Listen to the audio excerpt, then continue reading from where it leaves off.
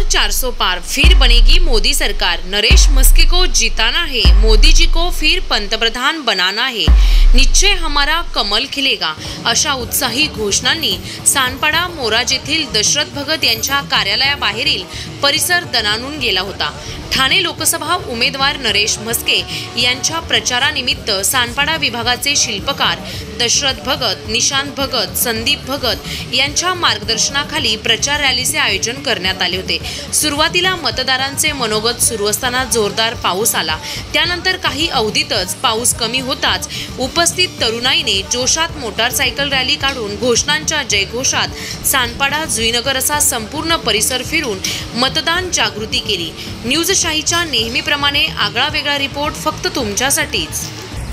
4 टप्प्याचं मतदान झालेलं आहे। 5व्या टप्प्यामध्ये आपण आता आहोत नवी मुंबई म्हणजे ठाणे शहर आणि मुंबईमध्ये येत्या 20 तारखेला आपल्या ठाणे जिल्ह्यासह मतदान होणार आहे लोकसभेसाठी। लोकसभेसाठी मतदान म्हटल्यावर देशातील प्रत्येक नागरिक जितकं जागृत आहे तितकेच आपली सगळी जनताही जागृत आहे। मुंबई आज गेली 1 महिना झाला आम्ही ऑफिसमध्ये जो जनसंपर्क आहे, लोक येतात आणि आमचं नाव आहे का बघतात।